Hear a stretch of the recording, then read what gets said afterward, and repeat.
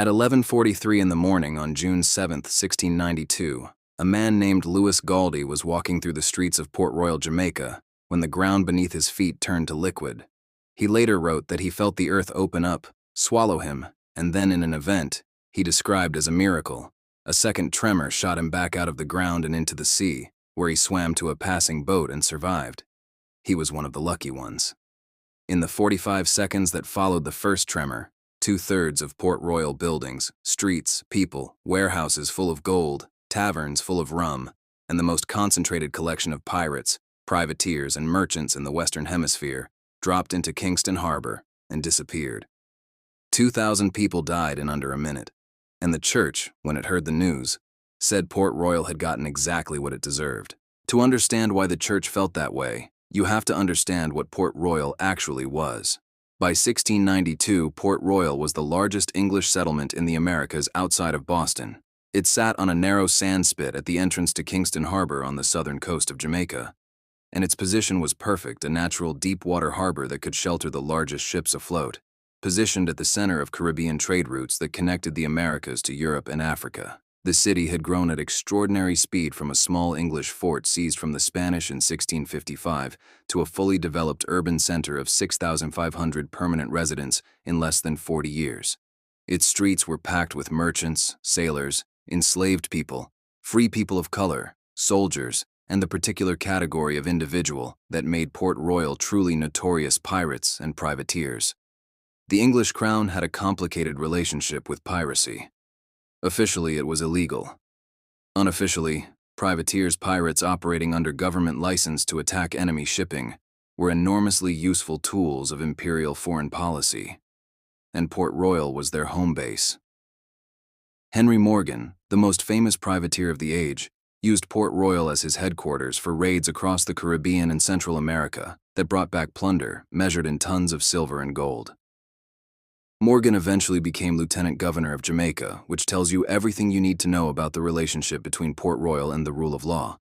The city had over 100 taverns, countless brothels, gambling houses operating openly, and a reputation for violence and debauchery that scandalized even the standards of the 17th century.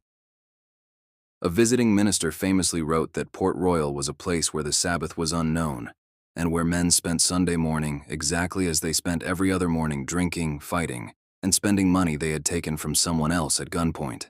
Port Royal's wickedness was not accidental. It was structural. The English needed the privateers needed a base, and the base needed to be somewhere that offered everything men who had spent months at sea raiding Spanish treasure ships would want to spend their money. Port Royal delivered all of it, without apology, at scale. The economics were extraordinary. Pirate raids on Spanish shipping and settlements brought massive quantities of silver, gold, and trade goods into Port Royal. That wealth circulated through the taverns, the merchants, the craftsmen, the sex workers, and the shipbuilders who kept the whole system running. Port Royal was by some estimates the wealthiest city per capita in the entire Americas. The land prices were comparable to London. The merchants who supplied and financed the privateers became extraordinarily rich. It was also a city of extreme violence and extreme inequality.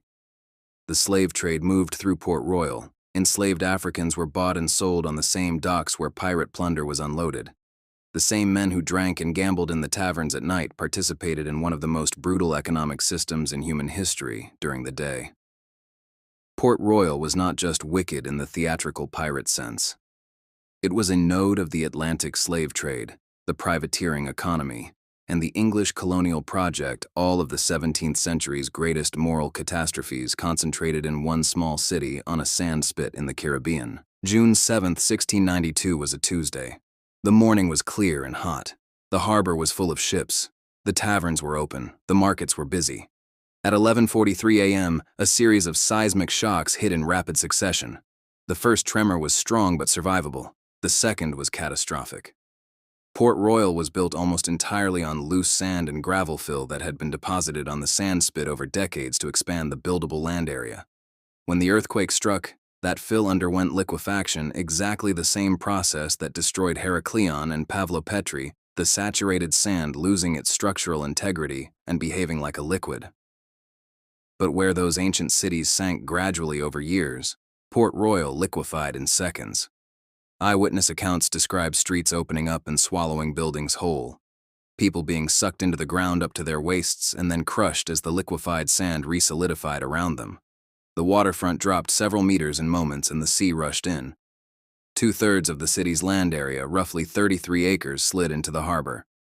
The buildings on it went with it, largely intact, still containing everything inside them. A tsunami generated by the collapse swamped the harbor. Ships were thrown onto what remained of the land. The death toll from the immediate earthquake and the wave that followed was approximately 2,000 people. A further 3,000 died in the weeks that followed from injuries and disease. More than half of Port Royal's population was gone within a month. What sank with Port Royal is one of the most intact archaeological time capsules from the 17th century anywhere on Earth. The buildings went in largely whole. 2-story brick structures, their contents still inside, sealed under meters of harbor sediment within minutes of the earthquake.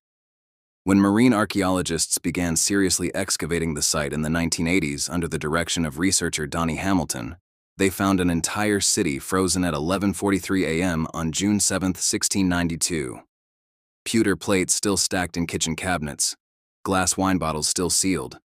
A brass pocket watch, its hands stopped at 11:43, recovered from the sediment and now held at the Institute of Jamaica, the most precise timestamp of a historical disaster ever recovered by archaeologists.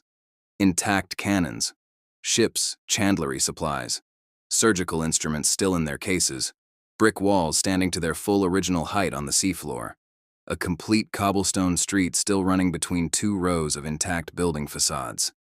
One of the most significant finds was a complete tavern, its bar counter intact, rum punch bowls still on the shelves, drinking vessels on the tables, exactly as it was at the moment the city died. The tavern keeper had been serving morning customers when the earthquake hit. The glasses are still there. Archaeologists estimate that less than 5% of the sunken portion of Port Royal has been excavated. The site covers approximately 33 acres of Kingston Harbor seafloor, at depths ranging from 1 to 17 meters. Much of it is buried under meters of sediment. The preservation conditions are extraordinary. The same rapid burial that destroyed the city also protected it from the decay that destroys most archaeological sites over centuries. What is still down there, according to survey data, includes the majority of the city's commercial district, the foundations and contents of dozens of taverns and warehouses, an unknown number of ships sunk during the tsunami, and potentially the personal quarters and strongroom of Henry Morgan himself, who died in Port Royal just 4 years before the earthquake and whose accumulated wealth was never fully accounted for after his death. The wickedest city on Earth is still down there, mostly untouched, mostly unread. A complete 17th century Caribbean city sitting on a harbor floor 11 meters down, 30 minutes from a major international airport, waiting for the funding and the will to bring it back. The church said Port Royal deserved to be swallowed by the sea, but what the sea swallowed was 3 centuries of history that belongs to all of us, and we have barely started taking it back. Subscribe, because next week we go somewhere even the history books are afraid to talk about.